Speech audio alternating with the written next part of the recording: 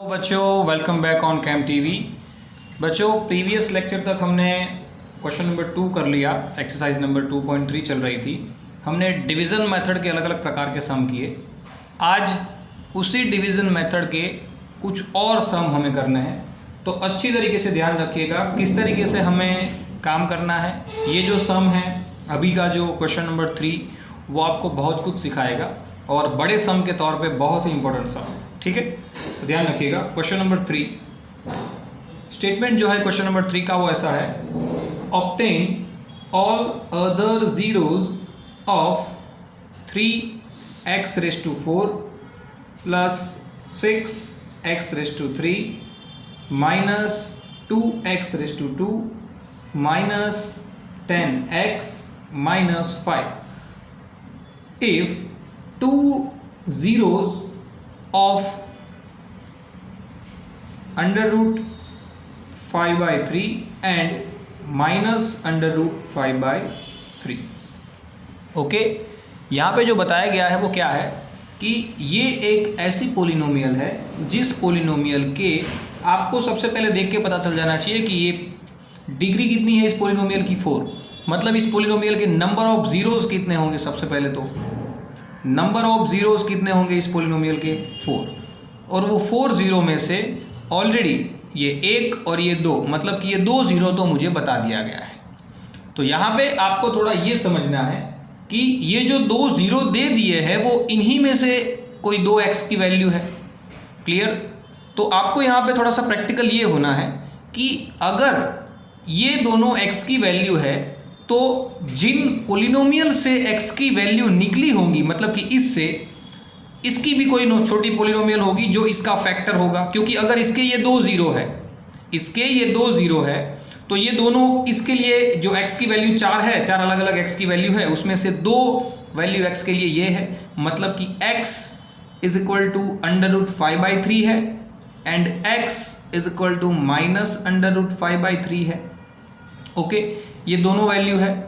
मैं आपको कहना ये चाह रहा हूँ कि ये दोनों वैल्यू अगर इसी पोलिनोमियल की है तो ये दोनों फैक्टर भी बन सकते हैं। देखो दोनों को लेफ्ट हैंड साइड पे ले लो, मतलब कि बन जाएगा x minus √5/3 is equal to 0 and x plus √5/3 is equal to 0। Clear? ये दोनों क्या बन सकते हैं? इसके फैक्टर बन सकते हैं। तो अगर x minus √5/3 and x plus √5/3, ये दोनों को अगर मैं मल्टीपल करूं तो ये दोनों इसी पोलिनोमियल के फैक्टर होंगे कि नहीं होंगे? तो अगर ये दोनों इसी पोलिनोमियल के फैक्टर होंगे तो इन दोनों के कॉम्बिनेशन से बनी हुई पोलिनोमियल को, इसकी मदद से मैं ये जो बड़ी पोलिनोमियल है, इस बड़ी पोलिनोमियल को इन दोनों की कॉम्बिनेशन से बनी हुई पोलिनोमियल से डिवाइड करूं तो मुझे एक और पोलिनोमियल मिलेगी क्वाड्रेटिक। ये ऑलरेडी क्वाड्रेटिक बनने वाली है, आपको दिख रहा है a + b a - b के हिसाब से a² - b²। तो अगर मैं इसको इससे डिवाइड कर दूंगा तो मुझे एक और पोलिनोमियल मिलेगी क्वाड्रेटिक। तो जैसे मुझे इन दोनों से 2 जीरो यहाँ पे गिवन थे, वैसे जो मुझे नई पोलिनोमियल मिलेगी वही पोलिनोमियल को मैं फैक्टराइज करूँगा तो मुझे और 2 जीरो मिल जाएंगी। तो यहाँ पे सेटअप जो है वो थोड़ा आप समझ लीजिए कि आपको ऑलरेडी 2 जीरो दिए हुए थे, वो दोनों जीरो किसकी वैल्यू थी? ये पोलिनोमियल के लिए x की वैल्यू थी। और उस x की वैल्यू के लिए मैंने क्या किया? मैंने 2 फैक्टर निकाल लिए और उन 2 फैक्टर को मैंने मर्ज कर दिया। तो a - b a + b के हिसाब से बना a² - b², यानी रूट हट गया 5/3। तो ये जो है एक ऐसी पोलिनोमियल बनी, एक ऐसी क्वाड्रेटिक पोलिनोमियल बनी जो पोलिनोमियल मेरी जो गिवन पोलिनोमियल है, क्या मेरी जो गिवन पोलिनोमियल है उसका क्या है? फैक्टर है। और अगर ये उसका फैक्टर है तो उसके साथ वो डिवीज़न में जाएगा तो 0 0 डिवीज़न होगा, मतलब कि रिमाइंडर 0 बचेगा। तो हम डिवीज़न करके देखेंगे तो जो क्वेश्चंस मिलेगा वो और ये पोलिनोमियल, देखो मैं आपको लिख के समझाता हूँ। 3x⁴ plus 6x³ minus 2x² minus 10x minus 5, और यहाँ पे x² प्लस 0x, हमारा जो रूल है उस हिसाब से माइनस 5/3। तो मैं आपको यह कहना चाह रहा हूँ कि मैं अगर इस पोलिनोमियल को इससे डिवाइड करूँगा तो आंसर रिमाइंडर में 0 आएगा और यहाँ पे क्वेश्चंस मिलेगा। और आप लोग जानते हो क्वेश्चंस और डिवीज़र, ये दोनों को डिवाइज़र, ये दोनों को अगर मैं मल्टीपल करूँ तो अंदर का टर्म आ जाता है जब रिमाइंडर 0 होता है। मतलब क्या हुआ, इस पोलिनोमियल के दो फैक्टर, एक ये और एक ये है, तो इस पोलिनोमियल के पहले फैक्टर इसमें से मुझे 2 0 मिले तो दूसरे 2 0 इस फैक्टर में से मिलेंगे। बस यही समझना है यहाँ पे। Okay, ready? फिर से एक बार समझ लीजिए मैंने क्या किया। मेरे पास जो गिवन पोलिनोमियल थी उस पोलिनोमियल के मुझे 2 0 दिए हुए थे, वो 2 0 के ऊपर से मैंने 2x की वैल्यू जो गिवन थी उसके ऊपर से मैंने 2 फैक्टर निकाले और वो 2 फैक्टर को मर्ज करने के बाद मुझे जो पोलिनोमियल मिली वो इसका फैक्टर होने के हिसाब से मैंने उसको इससे डिवीज़न करना चालू किया। क्लियर? चलो डिवीज़न चालू करते हैं।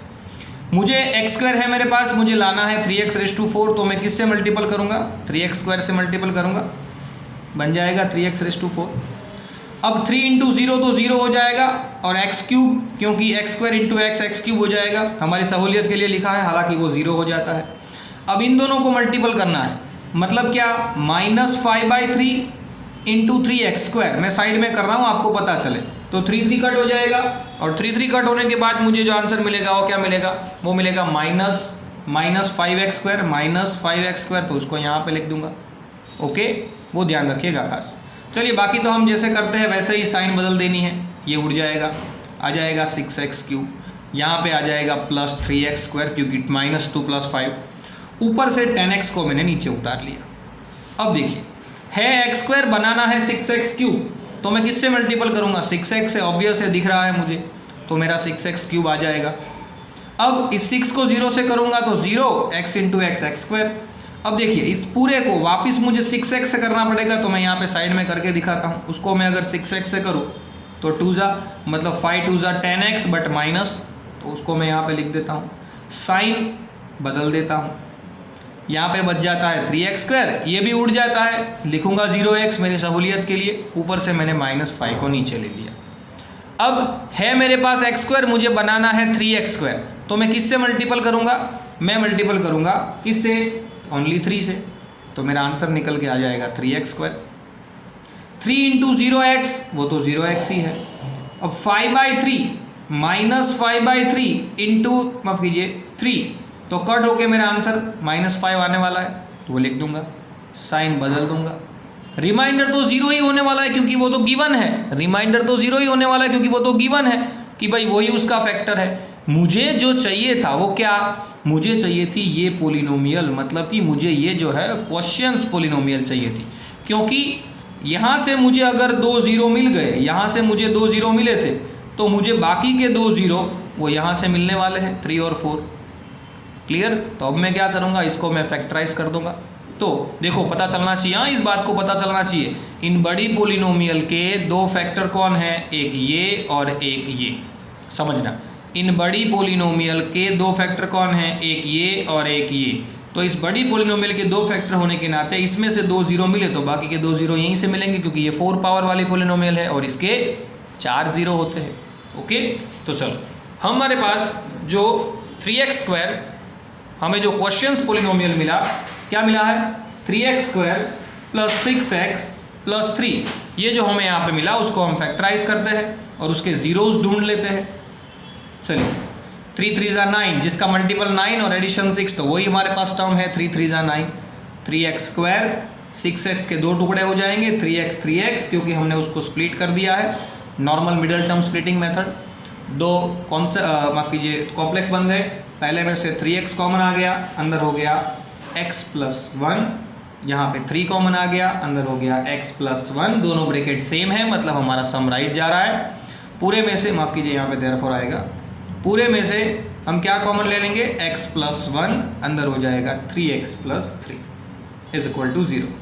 अब 2 टर्म मल्टीप्लेटिव है, उसके इक्वल 0, मतलब दोनों के लिए अलग अलग 0 लिख सकता हूँ मैं। 3x + 3 = 0 and x + 1 = 0। 1 को उस तरफ भेज दूंगा तो x की वैल्यू मुझे मिल जाएगी -1। 3 को उस तरफ भेज दूंगा तो 3x = -3, बट x, ये 3 3 माफ कीजिए 3 1 3 कट होके वो भी मुझे क्या मिल जाएगा? -1। यानी मुझे यहाँ पे जो 2 अलग अलग, माफ कीजिए 2 और जो 0 चाहिए थे, value of x number 3 and value of x number 4, वो दोनों मिल गई। कहाँ से मिली? ये पोलिनोमियल से। क्लियर? तो मुझे जो नंबर ऑफ जीरो चाहिए थे, 4 जीरो थे। पहले कौन से 2 जीरो थे? √5/3। दूसरा कौन सा था? -√5/3। तीसरा कौन सा था? 1। चौथा कौन सा था? 1। तो ये जो 4 मुझे अलग अलग प्रकार के ज़ीरो मिले, ये चारों 4 ज़ीरो की मदद से मैं क्या मेरी पोलिनोमियल को ढूंढ पाऊँ। मेरे जो मुझे क्वेश्चन में पूछा गया था, रिक्वायर्ड था, वो मैंने ढूंढ लिया। Understood?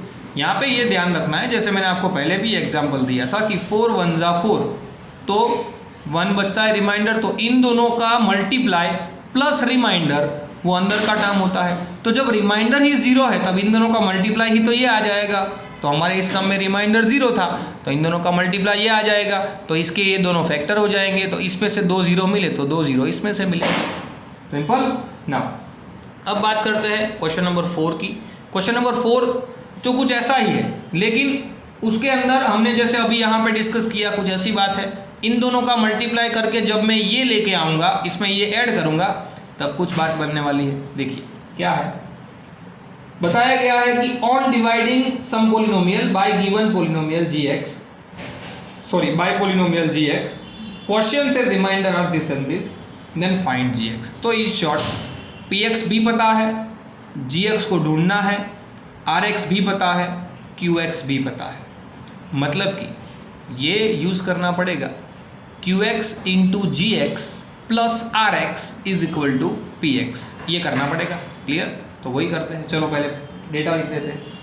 x³ plus 3x² plus x plus 2, gx तो ढूंढना है, rx की वैल्यू क्वेश्चन के अंदर बताई गई है -2x प्लस 4, और क्वेश्चंस जो है, क्वेश्चंस रिमाइंडर, वो क्वेश्चंस जो है x माइनस 2।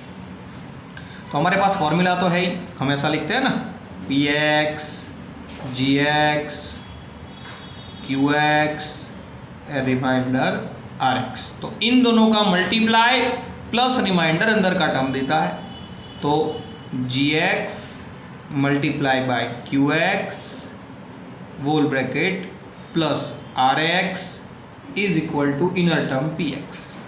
ओके, ये हमारे पास ऑलरेडी है, तो बस इसके अंदर हमें क्या करना है, सिर्फ वैल्यू डालनी है। तो वैल्यू डालते हैं। gx जो कि मुझे ढूंढना है, तो पहले मैं इसी के अंदर अगर gx को सब्जेक्ट बना दूँ तो बात क्या बने, rx पहले उस तरफ चला जाए, मतलब कि px माइनस rx, और ये qx जो कि मल्टीप्लेटिव टर्म है वो डिवाइड में चला जाए। रेडी ना? तो मैं अब gx आसानी से ढूंढ सकता हूँ इसके अंदर वैल्यू डाल के। तो मैं इसके अंदर वैल्यू डालना शुरू करता हूँ। देखिए क्वेश्चन के हिसाब से यहाँ पे मेरे पास सारा डेटा है, अवेलेबल ही है, तो मैं वैल्यू डालता हूँ gx is equal to px क्या है, x³ plus 3x² plus x plus 2 minus rx की वैल्यू है -2x plus 4 whole divide by qx की वैल्यू है x माइनस 2। तो ऊपर का जो ब्रैकेट है उसको ओपन कर देते हैं, x³ plus 3x² plus x plus 2 minus minus plus 2x minus plus minus 4 whole divide by x minus 2। चलो x³ plus 3x² 2x and 1x 3x 2 minus 4 minus 2 whole divide by x minus 2। यानी कि मुझे अगर gx को ढूंढना होगा तो मुझे क्या करना पड़ेगा, मुझे इस बड़ी पोलिनोमियल को इस छोटी पोलिनोमियल से डिवाइड करना पड़ेगा। तो कर देते हैं, बहुत इजी है। क्या करना पड़ेगा, x³ plus 3x² plus 3x minus 2 x minus 2। चलो x है, x³ लाना है, x² से कर दूंगा, x² इंटू 2 माइनस 2x²। बहुत इजी है ये तो, क्योंकि कोई मगजमारी नहीं है। 3x² प्लस 5x² हो जाएगा, माफ कीजिए 2x² हो जाएगा 5x², ऊपर से 3x² नीचे आ जाएगा। x माइनस 2 उसमें x है, 5x² लाना है, तो 5x से डिवाइड करूँगा, क्योंकि माफ़ कीजिए मल्टीपल करूँगा, तो 5x² आ जाएगा। 5x माइनस, पहले तो प्लस माइनस, और 5 2 10x। साइन बदलने के बाद पहला टर्म उड़ जाएगा, यहाँ पे आ जाएगा 13x, ऊपर से -2 आ जाएगा नीचे। x है और मुझे 13 लाना है, 13x लाना है, तो 13 से मल्टीपल करूँगा, आ जाएगा 13x। क्लियर? यहाँ पे ध्यान रखिएगा कि आपको रिमाइंडर पोलिनोमियल जो है वो अच्छी तरीके से ढूंढनी है, कहीं पे कोई मिस्टेक ना हो, क्योंकि आपकी जो पोलिनोमियल आई है उस पोलिनोमियल के अंदर आपने जो जो चीज़ें यहाँ पे लिखी हुई है, जो जो चीज़ें मेंशन की हुई है, उसी चीज़ के हिसाब से आपको जाना है। ठीक है, 13x माइनस 2, माफ कीजिए x 13x और 13 2 जा minus 26। Okay, now minus plus minus, यहाँ पे आंसर आया 24। देखो रिमाइंडर 24 बचा, लेकिन रिमाइंडर 24 बचना चाहिए नहीं। क्यों? क्योंकि आपको क्वेश्चन के अंदर ऐसा बता दिया गया है कि यही उसका पोलिनोमियल का रीज़न है। तो पहले हम डेटा को ज़रा चेक कर लेते हैं कि हमने जो क्वेश्चन लिखा है वो सही है कि नहीं है, क्योंकि रिमाइंडर इसमें 0 ही बचना चाहिए। ओके, हालांकि यहाँ पे रिमाइंडर 0 बचता है तो आप इसको डिविजिबल के तौर पे लिख सकते हो कि आपको जो डिवाइड करके gx मिला वो x² + 5x + 13 है, बट रिमाइंडर जो है वो 24 होना चाहिए, नहीं वो 0 होना चाहिए। आपने जो ओके आपने जो यहाँ पे क्वेश्चन लिया है वो क्वेश्चन के अंदर थोड़ी सी मिस्टेक हो गई है। यहाँ पे हमने गलती से क्या लिख दिया है, x³ + 3x² + x + 2, लेकिन यहाँ पे क्वेश्चन के अंदर क्या दिया गया है, माइनस। कोई चेंज नहीं करना है, यही के यही सारे term as it is use करने हैं। ओके, कोई चेंज नहीं करना है, यही के यही सारे term as it is use करने हैं। चलो हमने एक नई वैरायटी ढूंढ ली, यहाँ से एक नया सम भी निकल के आ गया। हमने प्लस करके गिना तो रिमाइंडर 24 आया, बराबर। तो आपको gx जो मिला वो प्रॉपर मिला नहीं, भले ये qx है लेकिन ये एक्चुअली में तो gx से हमें ढूंढना था। बट अगर आप यहाँ पे माइनस लेके गिनोगे तो आपको जो रिमाइंडर है वो क्या मिल जाएगा, यहाँ पे 0। ओके, तो ध्यान रखना है, यहाँ पे जो रिमाइंडर 0 मिलेगा वो रिमाइंडर 0 लाना है। और आपको ये काम दे रहा हूँ होमवर्क के अंदर, ये रिमाइंडर जो आपको 0 आएगा तब आपको यहाँ पे जो वैल्यू मिलेगी क्वेश्चंस की वो आपकी सही वैल्यू होगी। ओके, तो यहाँ पे एक चीज़ और आपको पता चल गई कि रिमाइंडर 0 ना आए तो समझ जाना है कि आपने कहीं पे या तो क्वेश्चन लिखने में गलती की है या तो कहीं पे अंदर की साइड मिस्टेक हुई है। ओके, सो बच्चों ध्यान रखिएगा, यहाँ पे क्वेश्चन नंबर 4 जो है वो हमें इस मेथड से याद रखना है कि qx और gx का मल्टीपल करके अगर मैं rx उसमें डाल देता हूँ तो मुझे मेरा px मिल जाता है। ओके, अब यहाँ पे जो क्वेश्चन नंबर 5 है उसका अभी कोई ज़रूरत नहीं है करने का, क्योंकि क्वेश्चन नंबर 5 एग्जाम के पॉइंट ऑफ व्यू से भी इम्पोर्टेंट नहीं है, सिर्फ आपको जानने के लिए वो चीज़ बताई गई है। तो यहाँ पे हम जो हमारा पोलिनोमियल चैप्टर है उसको ख़त्म करते हैं, और पोलिनोमियल चैप्टर के बाद हमारा जो भी नेक्स्ट चैप्टर होगा उसके बारे में हम नेक्स्ट लेक्चर में डिस्कस करेंगे। तब तक आपको इसकी प्रैक्टिस करनी है, और ख़ास ये सम के लिए आपको जो करेक्शन करके जो x³ - 3x² + x + 2 लेना है उसको लेके सम सॉल्व करना है। Understood everyone? सो बच्चों मिलते हैं अगले लेक्चर में। Till then thanks a lot.